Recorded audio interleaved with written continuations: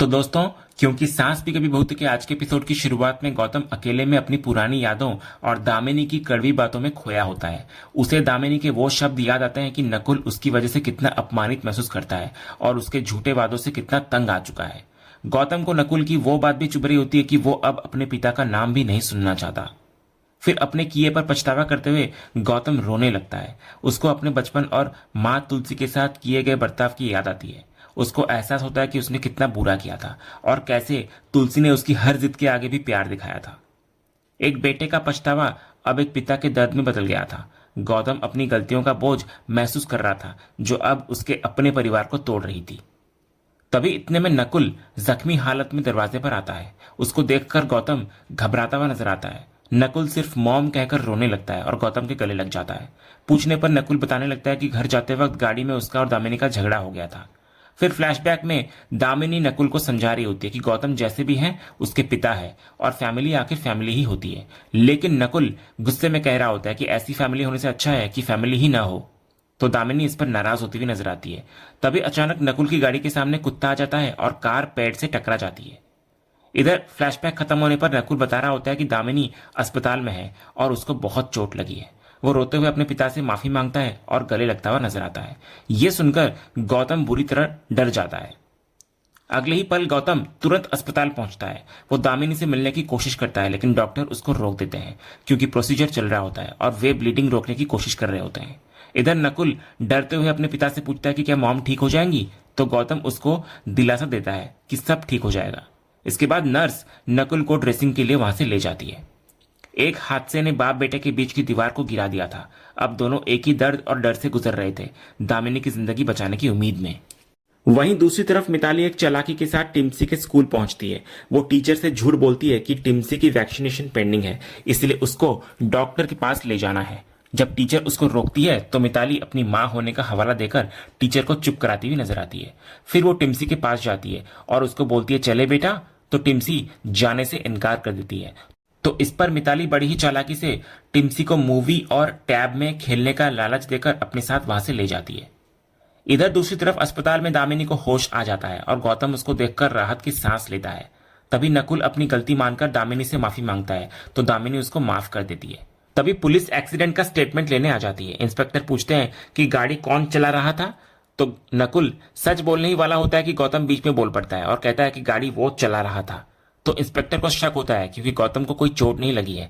लेकिन गौतम एक भावुक कहानी सुनाता हुआ नजर आता है कि कैसे भगवान ने सारी चोटें उसकी पत्नी और बेटे को दे दी। वो एक्सीडेंट की वजह कुत्ते को बचाना बताने लगता है। इसके बाद इंस्पेक्टर दामिनी से कंफर्म करते हैं कि क्या ये सच है। तो गौतम के इशारे पर दामिनी भी झूठ बोल देती है कि गौतम सच कह रहा है। फिर इंस्पेक्टर गौतम का नाम और पेशा जानने के बाद उसे आगे की पूछताछ के लिए थाने चलने को कहते हैं। लेकिन गौतम एडवोकेट होने के नाते बाद में आने की बात करता है तो पुलिस उसे अभी साथ चलने पर मजबूर करती है। तो गौतम पुलिस के साथ वहां से निकल जाता है। इधर एक पिता ने अपने बेटे को बचाने के लिए कानून के साथ खिलवाड़ कर लिया था। गौतम का ये बलिदान उसके परिवार को तो एक कर रहा था लेकिन खुद उसे एक नई मुसीबत में डाल रहा था। वहीं दूसरी तरफ मुन्नी घबराई हुई ऋतिक को फोन करती है और बताती है कि मिताली टिम्सी को स्कूल से लेकर चली गई है। वो कहती है कि जब टीचर ने उसको रोकने की कोशिश की तो मिताली ने यह कहकर हंगामा कर दिया कि वो टिम्सी की मां है और उसे कोई नहीं रोक सकता। मुन्नी को फिर टिम्सी की बहुत चिंता हो रही होती है क्योंकि मिताली बिना बताए उसे इस तरह कैसे ले जा सकती है। तो ऋतिक उसको शांत रहने और घर आने के लिए कहता है। तभी फोन रखने के बाद मिहिर ऋतिक से पूछता है कि क्या हुआ। तो ऋतिक गुस्से में कहता है कि आज सारी हदें पार हो गई हैं पापा। दूसरी तरफ अजय अपने घर में हुए हंगामे को लेकर परी से अपना गुस्सा जाहिर कर रहा होता है। वो कहता है कि उसकी मां घर में एक लड़की ले आई और वो लड़की अजय को यह बताने की हिम्मत कर रही थी कि उसे किससे बात करनी चाहिए और किससे नहीं। अजय इस बात से नाराज होता है कि उसकी मां ने उसे समझाने के बजाय उस लड़की का साथ ही दिया। तो परी इस पर अजय को समझाने की कोशिश करती है कि उसके माता पिता सिर्फ ये चाहते हैं कि वो अपनी जिंदगी में आगे बढ़े और सेटल हो जाए। वो कहती है कि अगर कोई अच्छा इंसान मिले जो उसकी और उसके बेटे सनी की परवाह करे तो शादी करने में कोई बुराई नहीं है। लेकिन अजय कहता है कि उस लड़की को परी से बात करने में दिक्कत है और उसे इस बात से दिक्कत है। तो इस पर परी कहती है तो फिर मुझसे बात मत करो। तभी परी की बात सुनकर अजय भड़कता हुआ नजर आता है और कहता है कि यह कहना इतना आसान नहीं है। वो उसे याद दिलाता है कि वो उससे प्यार करता है और अगर उसे अपनी फैमिली बनानी होगी तो वो परी के साथ ही बनाएगा। इसके बाद अजय कहता है परी को कि मैं जानता हूं कि तुम भी मुझसे प्यार करती हो। तो परी भी कबूल कर लेती है कि हाँ मैं तुमसे प्यार करती हूँ लेकिन मैं तुम्हारे साथ फैमिली नहीं बना सकती।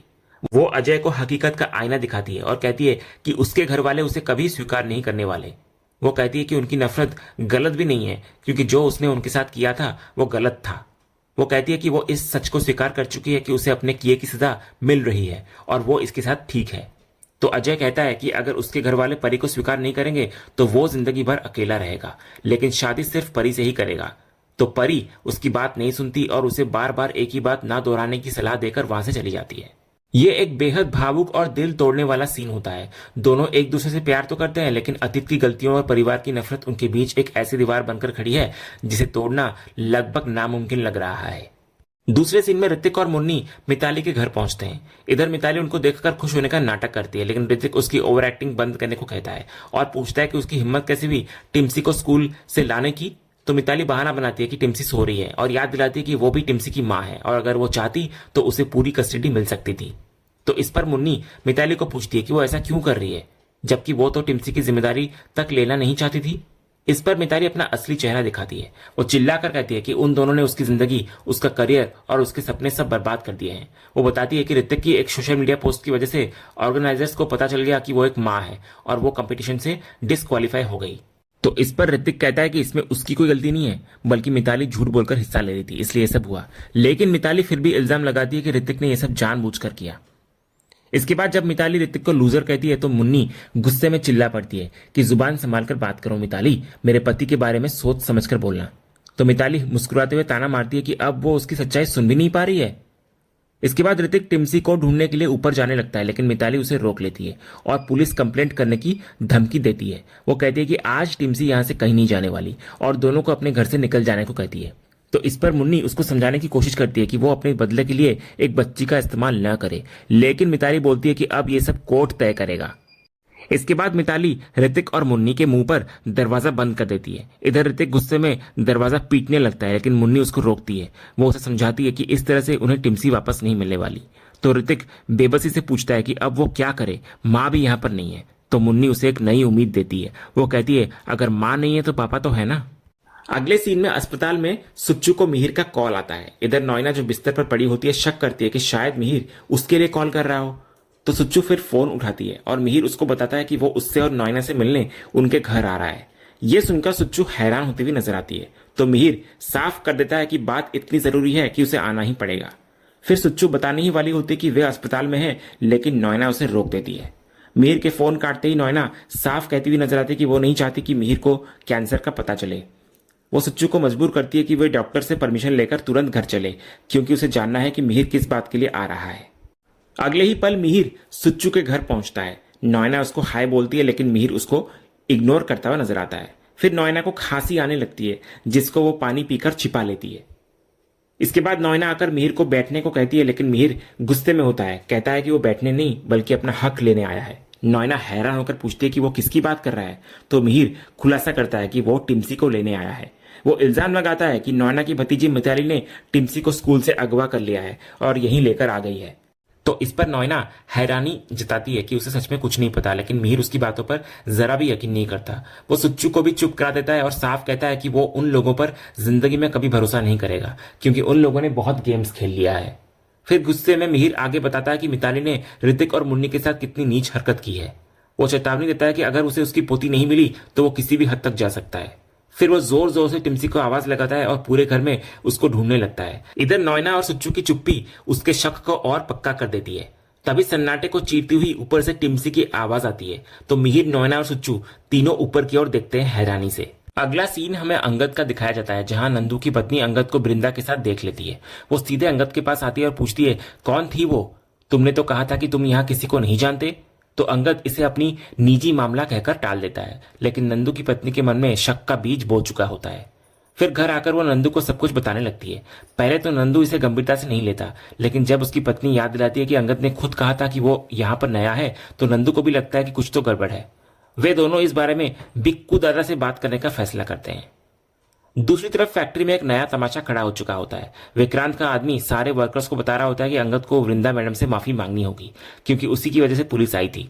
तो अंगद इधर साफ मना कर देता है और कहता है कि गलती मैडम की है, उन्होंने नंदू भैया को गलत तरीके से नौकरी से निकाला है, इसलिए माफी भी वही मांगेगी। जब उसको धमकी दी जाती है कि अगर वो माफी नहीं मांगेगा तो फैक्ट्री बंद हो जाएगी और किसी को पगार नहीं मिलेगी, तो सारे वर्कर्स अंगद पर दबाव बनाने लगते हैं। तो अंगद फिर मान जाता है, लेकिन एक शर्त रखता है जिसका खुलासा वो अगले दिन करेगा। अगली सुबह सब लोग इकट्ठा होते हैं। इधर अंगद अपनी बात पर अड़ा रहता है कि जब तक उसकी शर्त पूरी नहीं होगी वो माफी नहीं मांगेगा। तो वृंदा उसको धमकाने का नाटक करती है सबके सामने कि इस तमाशे में उसे नौकरी नहीं मिलने वाली। तभी बिक्कू दादा बीच में आते हैं और हड़ताल की धमकी देते हैं। तो अंगद माहौल को संभालता है। वो कहता है कि वो माफी मांगने के लिए तैयार है, लेकिन वृंदा मैडम ने भी बहुत गलत किया है। उसने नंदू भैया को झूठे इल्जाम में नौकरी से निकाल दिया, जबकि नंदू और उसके पिता सालों से इस फैक्ट्री के वफादार रहे हैं। ये सब देखकर नंदू की पत्नी सोच में पड़ जाती है कि यह लड़का सच में अच्छा है या सिर्फ अच्छा होने का नाटक कर रहा है। फिर इसके बाद अंगद अपनी शर्त सबके सामने रखता है कि अगर वृंदा नंदू को वापस नौकरी पर रखती है और उस पर लगे झूठे इल्जाम वापस लेती है तो ही वो माफी मांगेगा। इतना कहकर वो जाने लगता है, लेकिन वृंदा उसको रोक लेती है। वृंदा सबके सामने अपनी गलती मानती है। वो कहती है कि वो यहाँ मालकिन बनकर नहीं बल्कि सबका भला करने आई है। वो स्वीकार भी करती है कि नंदू को नौकरी से निकालना एक जल्दबाजी में लिया गया गलत फैसला था और इसके लिए वो सबसे माफी भी मांगती है। वो नंदू को फिर उसकी नौकरी वापस देती है। फिर वो अंगद की तरफ मुड़ती है और कहती है कि वो उसे माफ कर पाएगी या नहीं ये तो नहीं पता, लेकिन वो उसे एक चीज दे सकती है और वो है नौकरी। तो विक्रांत इस फैसले का विरोध करता है, लेकिन वृंदा कहती है कि जो इंसान अपनी गलती मान लेता है उसमें काबिलियत होती है। वो अंगद से फिर उसकी पढ़ाई के बारे में पूछती है। तो अंगद कहता है कि भले ही वो ज्यादा पढ़ा लिखा नहीं है, लेकिन उसका दिमाग घोड़े की तरह दौड़ता है। तो वृंदा उसको नौकरी देती हुई नजर आती है और कहती है कि अब वो यहाँ खुशी से काम करेगा। अगले ही सीन में वृंदा अंगद को वर्कर्स की यूनिफॉर्म देती है और उसको उसका नया काम समझाती है। वो कहती है कि क्योंकि वो पढ़ा लिखा है इसलिए वो वर्कर्स की तरफ से अकाउंट्स चेक करने में उसकी हेल्प करेगा। उसका काम ये देखना होगा कि मैनेजमेंट की तरफ से मशीनों की मरम्मत के लिए जो पैसा जा रहा है उसका सही हिसाब क्यों नहीं हो रहा है। तो अंगद तुरंत काम के लिए तैयार हो जाता है। इधर विक्रांत का आदमी चाहता है कि अंगद कल से ही काम शुरू करे, लेकिन वृंदा कहती है कि वो मंडे से ही काम शुरू करेगा। फिर वृंदा के जाने के बाद अंगद अपने साथी वर्कर्स मंगल और बिक्कू का शुक्रिया अदा करता है। तो बिक्कू मजाक में उसे अपना घोड़ा जैसा दिमाग चलाने और अच्छे से काम करने की सलाह देता है, लेकिन मंगल बिक्कू से कहता है कि कल का आया हुआ लड़का अब अकाउंट संभालेगा, इस पर भरोसा नहीं किया जा सकता, वो कभी भी पलटी मार सकता है। लेकिन एक और वर्कर कहता है कि जिसने दादा के कहने पर मैडम पर पत्थर मार दिया वो भरोसे के लायक है। इधर बिक्कू भी मंगल को समझाता है कि अंगद ने उन सबके भले के लिए ही माफी मांगी है। उसका दिल कहता है कि अंगद धोखा नहीं देगा बल्कि उनका आदमी बनकर रहेगा। वो कहता है कि उसे अकाउंट्स में नौकरी मिलना अच्छी बात है, क्योंकि अब वो मैनेजमेंट के अंदर की खबरें उन तक पहुंचा सकता है। अगले सीन में अंगद वृंदा को फोन करता है और दोनों इस बात पर खुशी जताते हैं कि उनका प्लान इतनी जल्दी और इतनी आसानी से सफल हो गया। वृंदा अंगद की तारीफ करती है कि उसने न सिर्फ वर्कर्स का विश्वास जीता बल्कि हड़ताल होने से भी बचा लिया। वे दोनों फैसला करते हैं कि अब वे धीरे धीरे वर्कर्स और मैनेजमेंट के बीच की दूरी को कम करेंगे और असली समस्या का पता लगाएंगे। इसके बाद जब वृंदा कजरी के बारे में पूछती है कि उसने उन्हें देखा तो नहीं, तो अंगद उसको चिंता न करने को कहता है और बताता है कि उसने उसे देखा नहीं है। लेकिन वे दोनों इस बात पर सहमत भी होते हैं कि अब उन्हें बहुत सावधान रहना होगा। फिर अंगद बच्चों से मिलने का प्लान बनाता है और वृंदा को हाईवे पर अकेले बिना ड्राइवर के आने के लिए कहता है ताकि कोई उन पर शक न करे।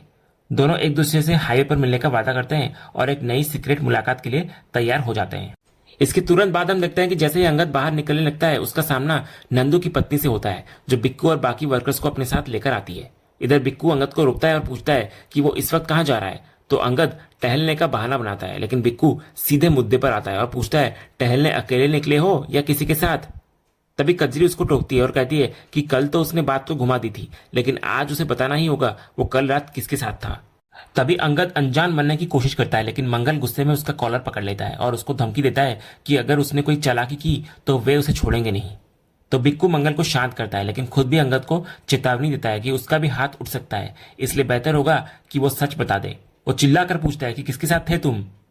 तभी भारती वहां आ जाती है और कहती है कि मेरे साथ थे। ये सुनकर सब लोग यानी कि बिक्कू, मंगल और खुद अंगद भी हैरानी से उसको देखने लगते हैं।